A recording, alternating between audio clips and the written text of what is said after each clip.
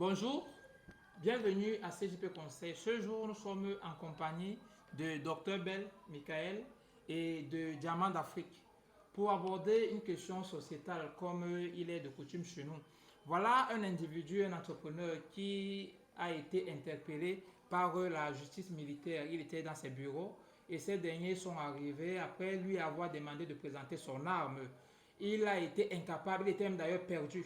Il ne savait pas de quoi ceux-ci parlaient.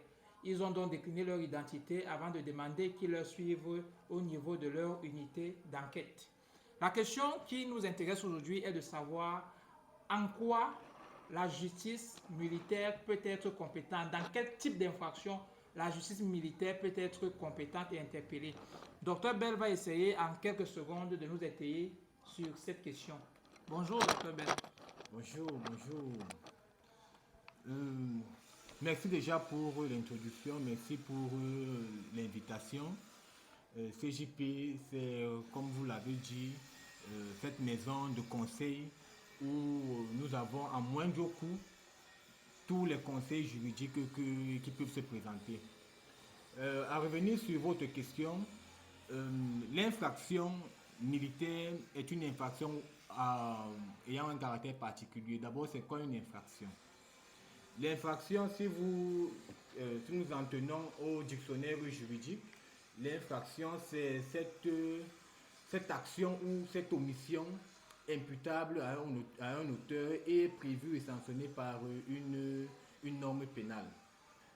A priori, nous pouvons distinguer trois types d'infractions: l'infraction de droit commun, l'infraction politique et l'infraction militaire. Les deux premières, c'est-à-dire l'infraction de droit commun, c'est celle-là qui se retrouve dans le code pénal, c'est-à-dire celle connue de tous, ainsi qu'un civil peut commettre un jour lambda et à un moment donné lambda. L'infraction politique, quant à elle, c'est cette infraction-là qui a un caractère assez particulier. Pourquoi? Parce que ça touche à un moment donné à la continuité de l'État. Cette infraction-là, elle sera connue non pas par une juridiction de droit commun, mais par une juridiction d'exception. Ça peut être la haute cour de justice, ça peut être la cour de sûreté de l'État. À revenir sur ce qui nous concerne, l'infraction militaire, quant à elle, c'est aussi cette infraction au caractère particulier. C'est-à-dire cette infraction-là qui sera définie par le Code de justice militaire, celui-là même tel qu'il ressort de la loi de 2017, du 12 juillet 2017 portant Code de justice militaire. Maintenant, qu'est-ce qu'on entend par infraction militaire? À lire l'article 8 de cette loi, nous verrons que l'infraction militaire, c'est cette infraction-là qui, à un moment donné, touche le sentiment militaire. C'est-à-dire, je m'explique. Il peut être commis, elle peut être commise par un militaire ou alors par un civil dans un établissement militaire ou alors par l'utilisation d'une arme, je veux dire, ou d'un équipement militaire. C'est ça l'infraction militaire. Maintenant, est-ce que un civil peut commettre une infraction militaire? De par cette définition, oui. De par cette définition, oui. Qu'au fait d'utiliser une arme ou un équipement militaire vous expose à la justice militaire. Vous voyez que d'entrée de jeu, nous pouvons définir ce préalable. Maintenant, comment est-ce que un civil peut être traduit devant la justice militaire par l'entremise d'une infraction militaire?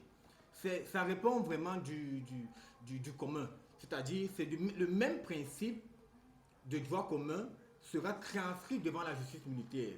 Le même code de procédure pénale. Il n'y a pas un code où il n'y a pas des règles de forme particulière en ce qui concerne l'infraction militaire.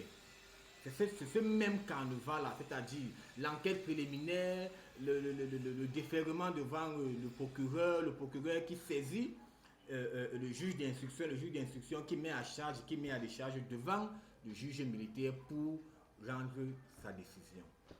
Donc, en gros, c'est ça l'infraction militaire. Juste se référer à la loi du 12 juillet 2017 portant code de suite militaire et vous avez le carnaval de l'infraction militaire.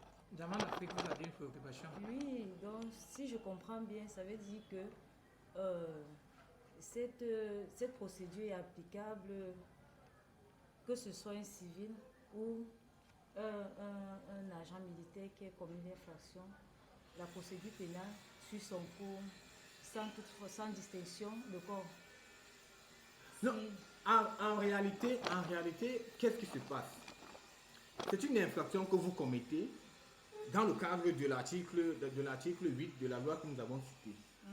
Maintenant, toutes les règles, je veux dire, toute la procédure qui va depuis votre arrestation, de votre déferment et de votre présentation devant le juge répond aux règles de procédure telles que définies par le code de procédure pénale.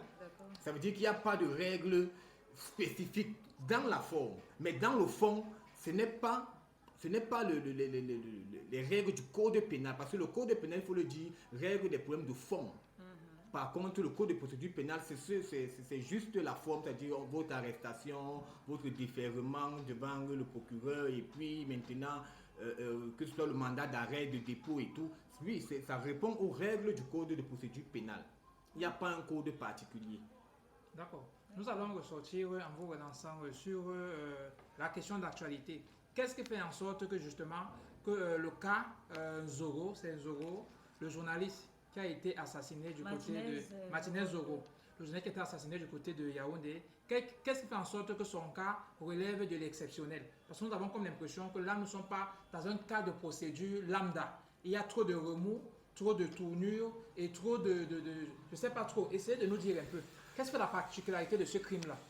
En réalité, dans la forme, il n'y a pas une particularité en tant que telle. Dans la forme, il n'y a pas une particularité.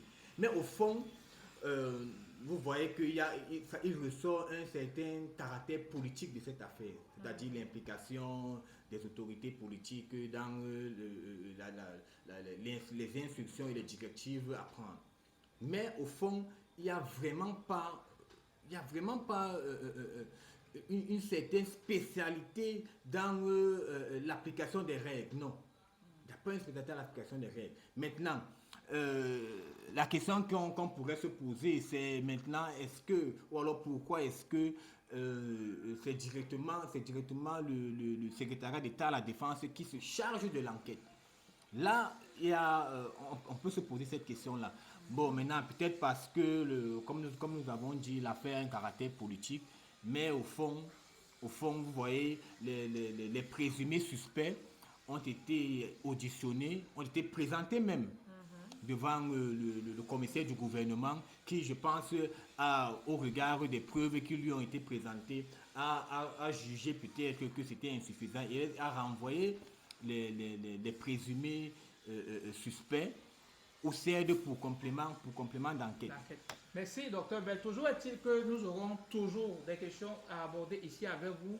Ce plateau sera disponible pour toutes les personnes là qui voudraient avoir ample explication, qui voudront avoir des consultations en ligne ou alors des consultations en présentiel. Toujours est-il que pour nous contacter, vous avez le 656 43 60 02, le 672 77 67 53, le 695 08 53 08. Contactez ces numéros et vous aurez comme ça au bout du fil un consultant juridique qui pourrait vous étayer, vous accompagner et surtout vous renseigner sur ce qu'il y a lieu de savoir, sur comment il faut se déployer pour avoir réparation lorsque vous avez subi un préjudice. Nous sommes Elvis Mathurin Botondono, Diamant d'Afrique et Dr Nora Bell du cabinet juridique CGP Conseil. Nos locaux sont situés à Douala-Colbon, entre la Total Colbon et le stade de Japoma, et l'immeuble Camp, deuxième étage. Bien des choses à vous, à chacun, dans ce qu'il fait et où se trouve. Merci.